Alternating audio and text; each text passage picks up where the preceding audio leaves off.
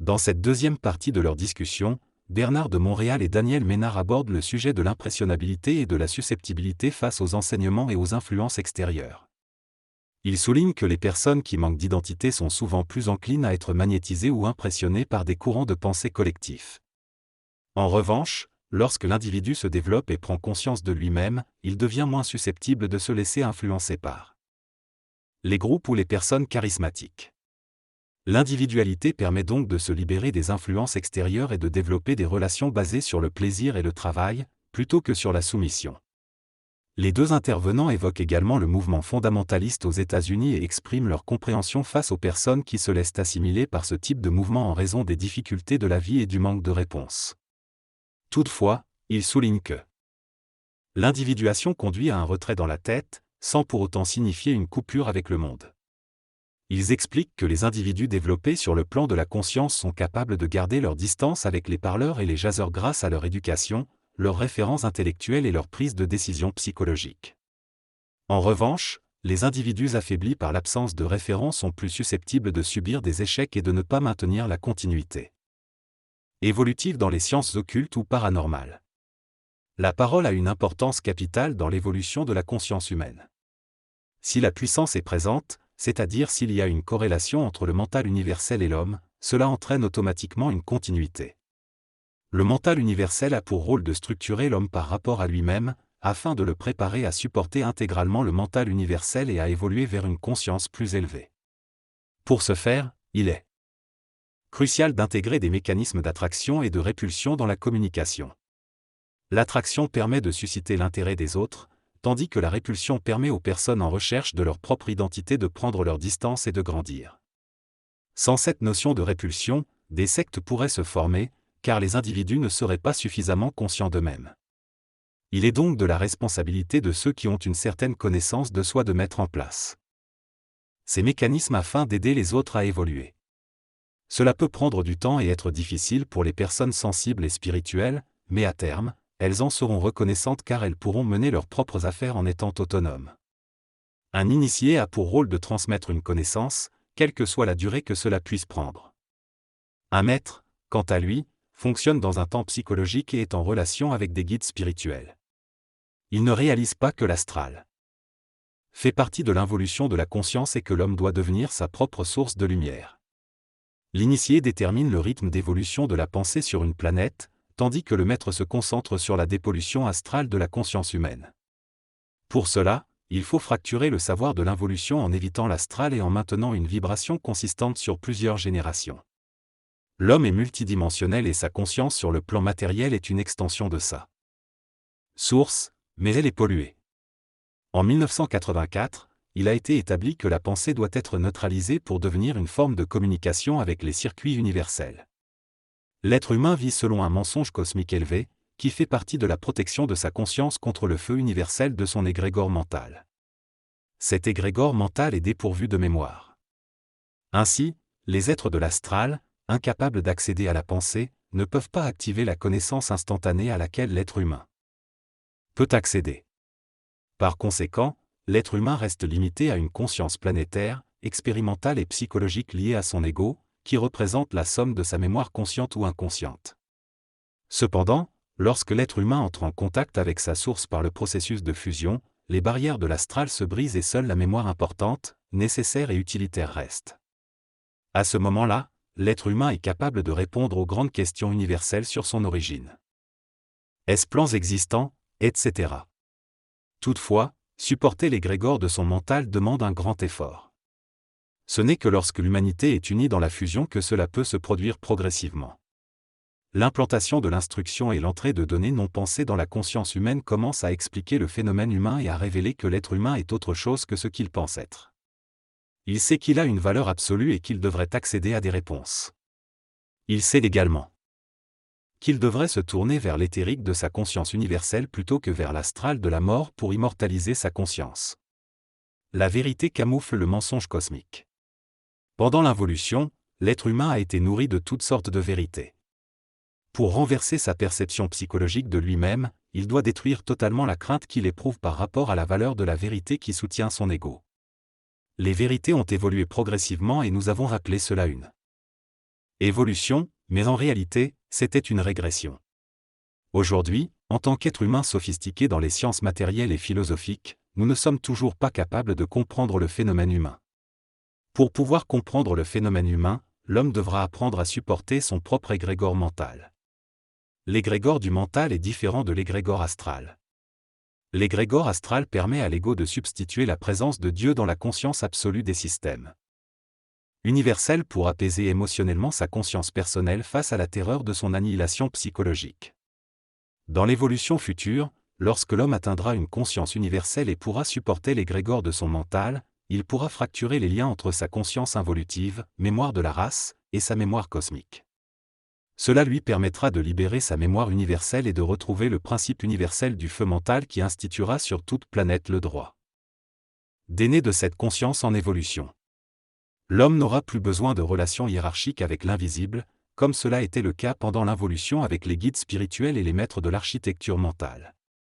Il lui suffira d'intégrer leur énergie en tant qu'extension systémique de l'unité universelle afin de permettre à l'homme d'accéder à des espaces-temps intemporels et de contacter d'autres civilisations. Cependant, ce contact ne pourra se faire sur Terre que si la régence planétaire l'autorise officiellement, tant sur le plan physique que sur le plan éthérique. Pour le moment, ce contact se fait sur le plan astral, mais pour qu'il devienne formel et officiel, la régence planétaire devra le permettre. Cela assurera la sécurité de l'homme, car il ne peut pas échapper à la magnétisation vibratoire d'un autre mental. L'homme de l'évolution, dont la conscience individuelle deviendra de plus en plus globale, ne pourra pas être magnétisé par des êtres d'autres champs de force ou d'autres espaces-temps. Les expériences vécues par rapport à d'autres dénominations font partie du karma de ces individus et de l'expérience systémique à l'échelle planétaire. Cependant, tant que le contrôle de l'évolution ne sera pas officiellement établi à l'échelle planétaire, ces contacts ne se feront pas officiellement et les gouvernements ne pourront pas les reconnaître. L'évolution politique et stratégique de la planète ne sera pas supervisée par les Melchizedek, qui font partie de la régence planétaire. Aujourd'hui, nous sommes confrontés à des connaissances qui ne sont pas facilement accessibles, car elles sont le produit de l'intégration de l'énergie mentale. Un individu ne peut pas simplement recevoir de l'information et la transmettre à l'humanité sans être influencé par les lois du mensonge cosmique. Pendant l'involution, l'homme n'était pas capable de protéger l'humanité contre ce qu'il savait, car il était régulé par son égrégore mental. L'orgueil est un facteur déterminant de l'intelligence et peut influencer les informations transmises de manière subtile. Ceux qui font partie de la régence planétaire dans les premières étapes de son évolution seront des individus brûlés par l'initiation solaire, exempts de tout désir de pouvoir ou de vouloir impressionner. Ils protégeront l'humanité lors de leur contact avec d'autres intelligences.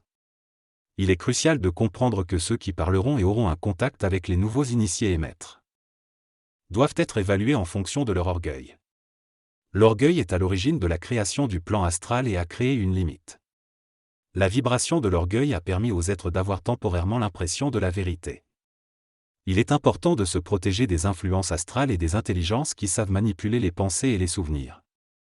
Dans cet extrait, Bernard de Montréal parle de l'orgueil et de son impact sur l'humanité. Il explique que les hommes ont été régis par la loi du mensonge cosmique, sans en être conscients, et ont payé le prix de l'orgueil malgré eux. Il souligne que l'orgueil ne peut pas être détruit par un choc, car cela entraînerait la mort de l'individu.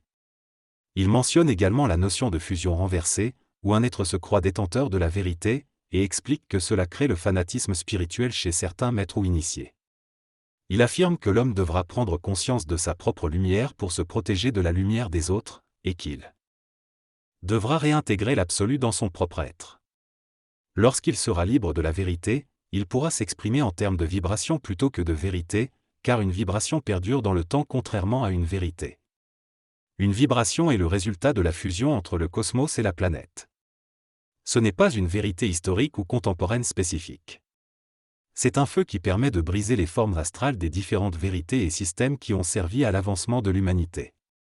Lorsque cette vibration sera personnifiée sur Terre, il y aura un courant tellurique puissant et certains individus prendront conscience de l'existence d'un gouvernement invisible qui contrôle le destin des civilisations. Cependant, la majorité des gens interpréteront ce phénomène à leur manière, selon leur propre évolution. Actuellement, l'homme ne peut pas contrôler l'égrégore astral de la planète. Le passage vers un nouvel âge se fera lentement, mais dans la 7e race racine, l'homme n'aura plus besoin de corps physique. Le nouvel âge n'est pas encore compris par les masses et fait partie de la conscience systémique, gouvernementale et religieuse invisible. Il faut faire attention lorsqu'on évoque le nouvel âge, les initiés ou les maîtres, afin de ne pas être réduit à des états d'épuration astrale. L'homme est plus proche de lui-même qu'il ne le pense. Le texte souligne le fait que l'homme est plus proche de lui-même qu'il ne le croit, mais qu'il rencontre des obstacles psychologiques qui l'empêchent d'être pleinement connecté à sa propre connaissance. Il est encouragé à s'appuyer sur son propre savoir, même s'il diffère de celui des sages ou des initiés. L'auteur affirme que la pression de savoir si nous sommes dans la vérité de notre savoir est inévitable et que cela indique que notre connaissance n'est pas suffisamment stabilisée. Il est recommandé de persévérer malgré les incertitudes et les doutes afin de se libérer de la nécessité de rechercher la vérité et d'être enfin aligné avec notre propre savoir.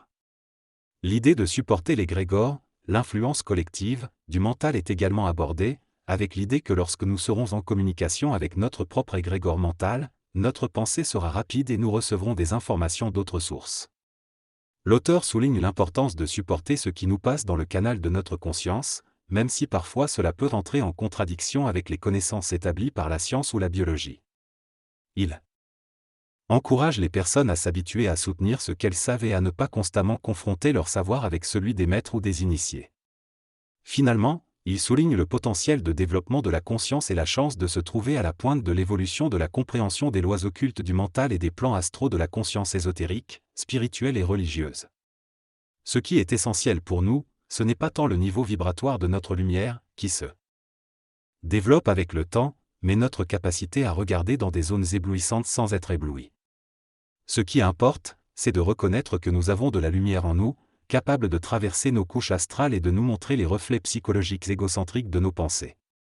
Cette lumière nous aide à convertir notre personnalité et à intégrer notre énergie, jusqu'à réaliser notre propre intelligence. Il est important de vérifier l'orgueil chez ceux qui nous parlent, c'est notre seule sécurité. L'intelligence est un phénomène cosmique, une manifestation d'un feu universel, infini et non limité à une conscience planétaire. Si quelqu'un paraît intelligent mais dégage de l'orgueil, il est dangereux.